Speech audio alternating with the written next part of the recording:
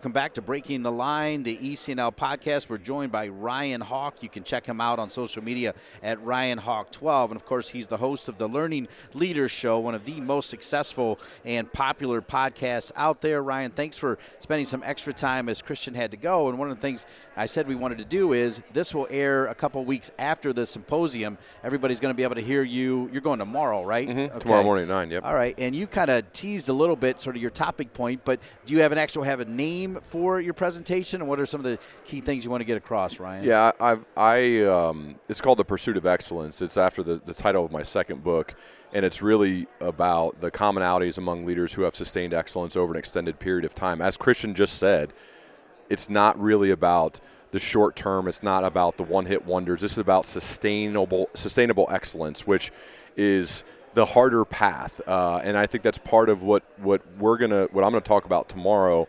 I learned a phrase from the Navy SEALs when I had a few of them on my podcast, where a guy named Jay Hennessy, who was a 26-year SEAL, and towards the end of his time with the SEALs, he moved out to San Diego and was a part of the selection team to say, okay, who's going to be a future Navy SEAL?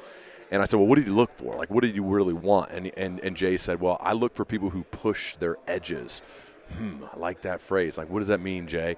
People who are regularly – so we're all currently you have this current zone of comfort and competency. Like, as of today, your zone's right here. My zone's right here.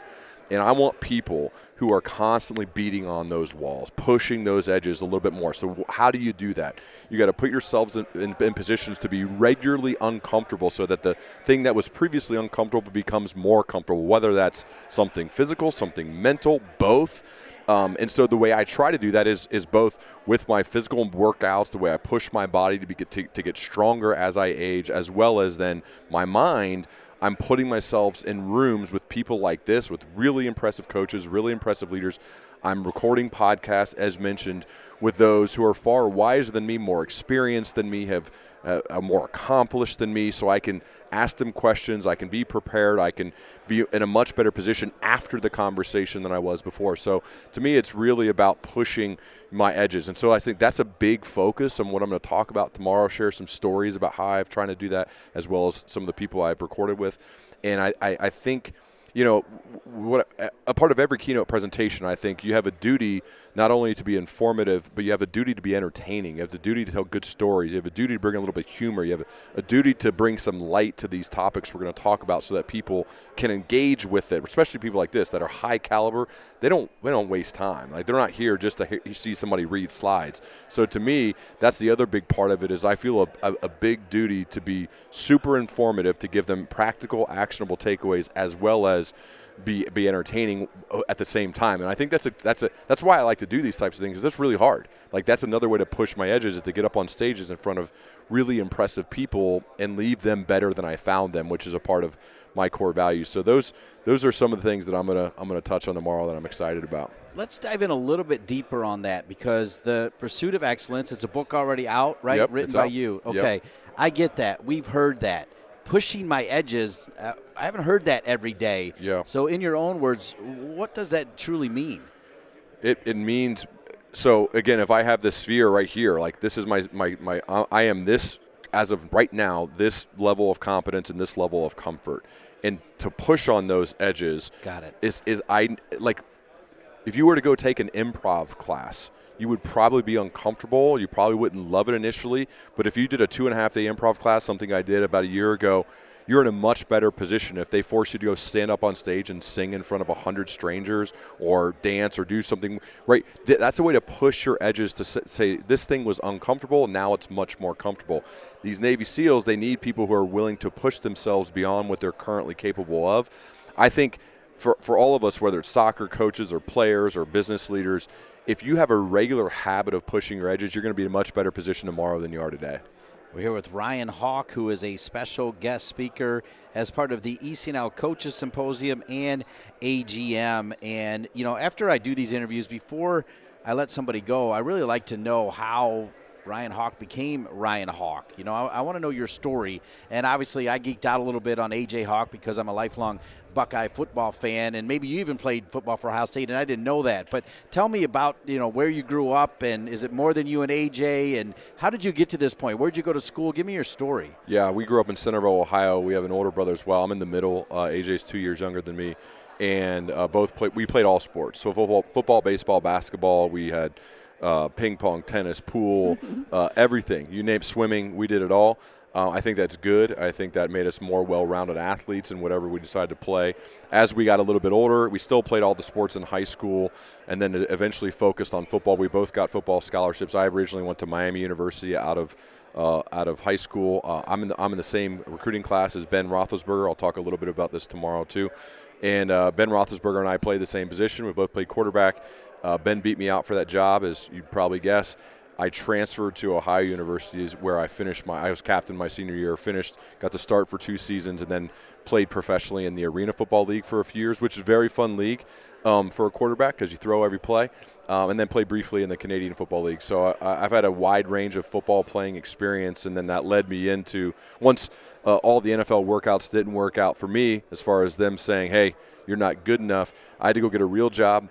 And in the midst of working my way up in a real job at a company called LexisNexis, I started my podcast on the side after I got my MBA because I wanted to keep furthering my education.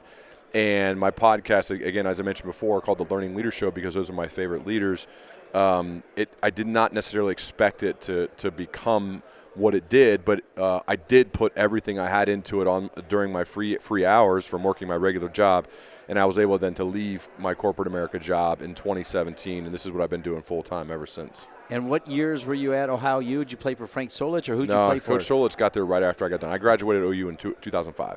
2005. Yeah, Coach okay. Solich came in literally the next year. So I played for Brian Knorr, a bunch of Air Force coaches, guys who came from the Air Force Academy, and then they got fired, and then they brought in Coach Solich, and OU got really good. Coach Solich brought in a lot of junior college guys, and they got good really fast, which is cool to see. And now, won the MAC East again this year, so it was pretty neat.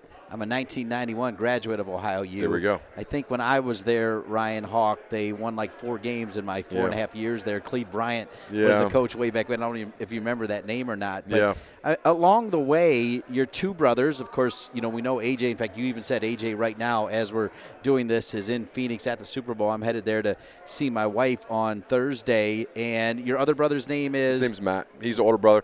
He wasn't as into sports as us. He played a little bit.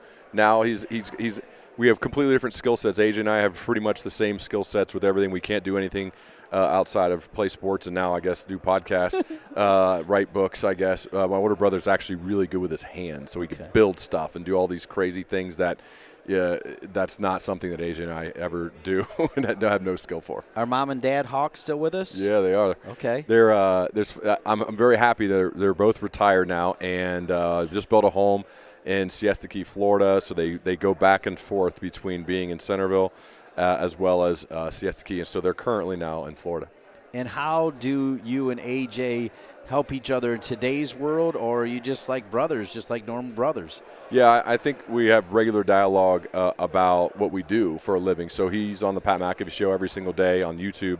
Show's completely blown up. Pat is a media sensation. He's everywhere, and AJ's been his sidekick now since the very beginning of the pandemic. So AJ's been doing it now more than 3 years. It's amazing to see what they become. We try to give each other feedback on what we do, whether it's podcast episodes or his daily show with Pat, what they're doing in the media world, how they're kind of changing the landscape. I'm super proud of them and excited for who knows what they're going to do next. But I know they have a lot of huge opportunities in front of them, and that's I think AJ's second career will be bigger than his first one, which some would say is crazy, but I think he's on the path to being to making a bigger impact with his second career than his first one. Well, you're making a great impact. Ryan Hawk, you can check him out on social media at RyanHawk12. He is the host of the Learning Leader Show, one of the most successful podcasts out there. Just a couple more questions is I'm big on family. You talked about your daughter who's a big soccer player, and I love that. And Christian eyes lit up as well because he's got 4 kids that I'm sure all will be playing soccer. Do you have other kids as well? Yeah, we only have one that's really big into soccer. So One of my other daughters is a freshman volleyball player. She was a good contributing player on our varsity team this year as a freshman, which we're proud of. Another freshman who's about to start her lacrosse career. I just texting with her right before we started doing this, and she's, I think, going to make a name for herself. So we're pretty proud of our girls. They're cheerleading, dancing, basketball, soccer, lacrosse, volleyball. We literally, that's all we do. But 3 girls. No, we have 5. 5. Okay. 5, and so they all play different sports. So the cool thing is that this is such a neat chapter. It's very chaotic. It's very busy.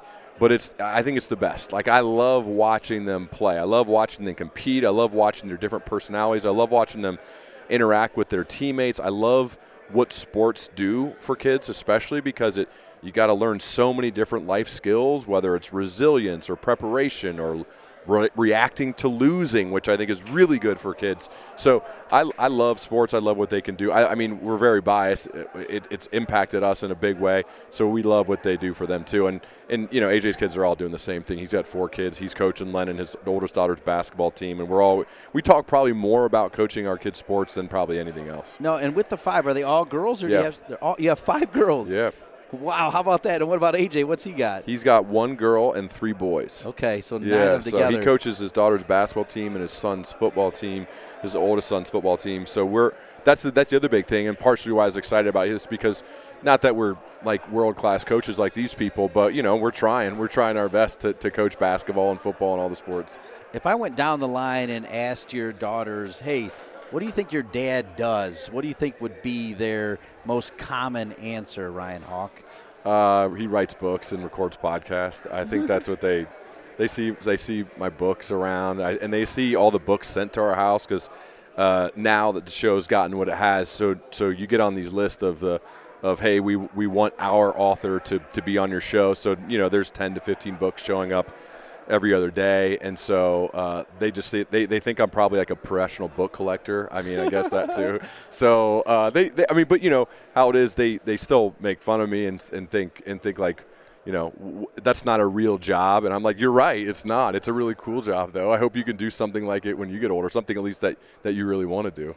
I'm big on last word, and I like to say it like this, and that is, if somehow, some way, people missed everything about the first 20 minutes of this interview, including the time with Christian Lavers, I want you to leave a last word with, again, why you are here as the host of the Learning Leader Show. It's so popular.